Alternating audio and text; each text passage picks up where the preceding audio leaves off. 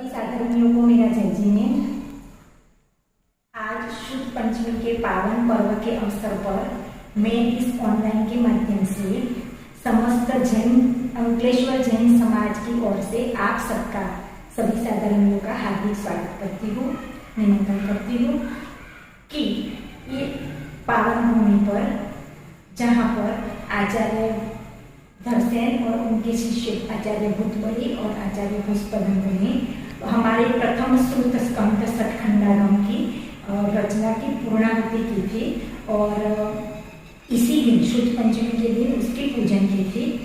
तो हम उस स्थान के दर्शन करेंगे और साथ में ही अंकलेश्वर के बहुत प्राचीन जिनालय और प्रतिमाओं के भी दर्शन करेंगे। मैं भावना करती हूँ कि इस पवित्र अवसर पर जिनवाणी को मात्र सजाकर या मस्तक पर धारण करने का अपना कर्तव्य न समझकर साथ में उसको हृदय में धारण करके अपना आत्मकल्याण करे और उसके लिए नित्य प्रतिदिन स्वाध्याय का नियम ले, ऐसी भावना के साथ आइए हम चलते हैं उस पवित्र स्थान के दर्शन के लिए। जय जिनेन्द्र सभी साधर्मियों को। आज हम इस पवित्र भूमि पर खड़े हैं जो है अंकलेश्वर गुजरात, जहाँ पर महान प्रथम श्रुत स्कंद सठखंडागम की रचना पूर्ण हुई थी। और वो दिन था जेठ शुद्ध पाँचम यानी श्रुत पंचमी। श्रुत पंचमी का त्यौहार हम पूरे धामधूम से जो मनाते हैं, उसकी मूल जगह जहाँ पर सबको पता है कि आचार्य पुष्पदंत और आचार्य भूतबली ने सठखंडागम की रचना की और उसकी पूजन पूर्णाहुति होने पर इसी स्थान पर की। अंकलेश्वर के लोगों का कहना है कि वो मूल जगह यहीं पर है जहाँ वो उत्सव मनाया गया और सठखंडागम की पूजन की गई। हम उसी जिन चैत्यालय के द्वार पे खड़े हैं जहाँ पर एक कार्यक्रम हुआ था। चैत्यालय तो बाद में हुआ, लेकिन जो जिन मंदिर में प्रतिमाएं हैं वो बहुत पुरानी है, बहुत प्राचीन है, शायद उस समय की भी हो सकती है। आइए हम अब दर्शन करते हैं उस मूल जगह का जहाँ पर सठखंडागम की पूजन हुई थी। हम देख रहे हैं उस स्थान पर रखी हुई उस तस्वीर को जो सबको पता है, पूरे देश में सब जानते हैं। आचार्य धरसेन ने अपने दोनों शिष्य भूतबली और पुष्पदंत को ज्ञान दिया और अब हम दर्शन कर रहे हैं, उन दोनों आचार्यों के चरण चिन्हों को देख रहे हैं, उनके दर्शन कर रहे आचार्य पुष्पदंत और आचार्य भूतबली। ये वही जगह है जहाँ पर मूल ग्रंथों की रचना करके पूजन की गई थी। अब हम जो दर्शन कर रहे हैं वो प्रतीक रूप में जिनवाणी रखी हुई है और उसके आगे ये जो स्तंभ दिख रहा है, यह स्तंभ यहाँ के लोगों के मुताबिक उसी समय का है जब ग्रंथों की पूजा हुई थी और तब इस स्तंभ को रोपा गया था। हम लोग देख रहे हैं ये जगह जो सुंदर बनाई हुई है, श्रृंगारित की हुई है जिनवाणी माता को विराजमान करने के लिए। हम प्रवेश कर रहे हैं जिन मंदिर में जो 3 मंजिला है और हम लोग ने प्रवेश किया है सबसे नीचे वाले मंदिर में। हमें काले पाषाण में जो भगवान दिख रहे हैं, यहाँ पर मूल नायक आदिनाथ भगवान है और बाकी 2 तरफ पद्म प्रभु भगवान और नेमिनाथ भगवान है जिसके हम दर्शन कर रहे हैं। ये प्रतिमाएं बहुत ही प्राचीन है, ये उनकी शिल्प कला से ही हमें समझ में आ जाता है और कहा भी जाता है कि बहुत पुरानी प्राचीन प्रतिमाएं हैं।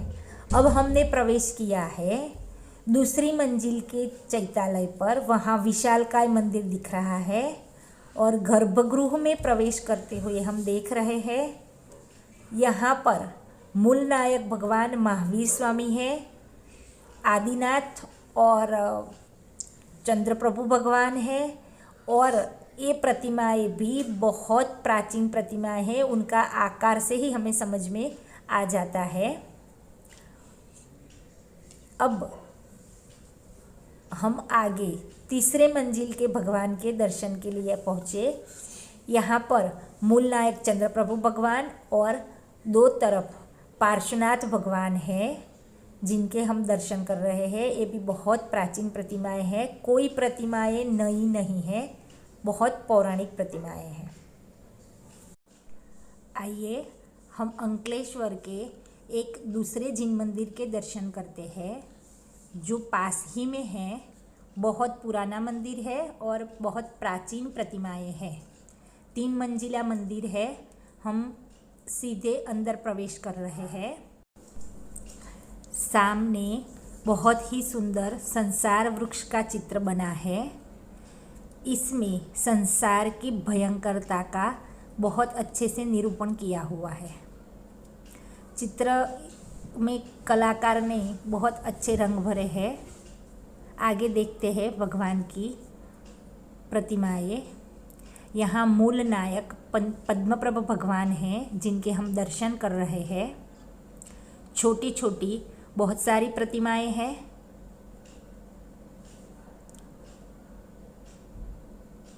पंचमेरु की भी प्रतिमा है और एक विशेषता ये है कि ये बहुत प्राचीन प्रतिमाएं दिख रही है। ये मुनिराज की प्रतिमा दिख रही है, हाथ में पीछे कमंडल लिए। तो ये बीच वाला मंदिर जिनके हमने दर्शन किए। अब हम नीचे के भगवान के दर्शन करेंगे।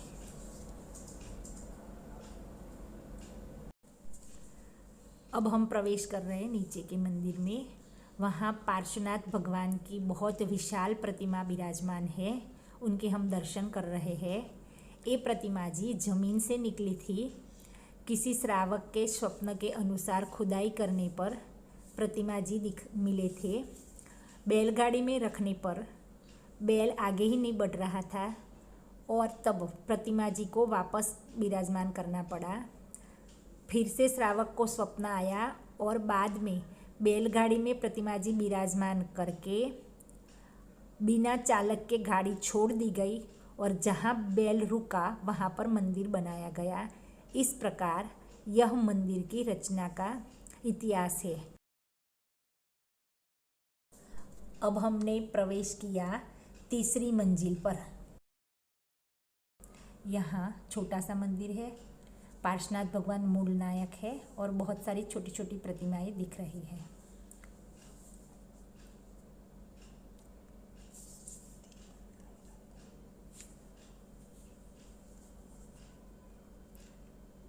यहाँ पर पीछे एक खड्गासन प्रतिमा हमें दर्शन हो रहे हैं। ये बहुत प्राचीन प्रतिमा है। और यहाँ साथ में एक जिनवाणी मंदिर जैसा भी बनाया हुआ है जो हम दर्शन कर रहे हैं। तो हमने ये अंकलेश्वर के दूसरे मंदिर के दर्शन किए।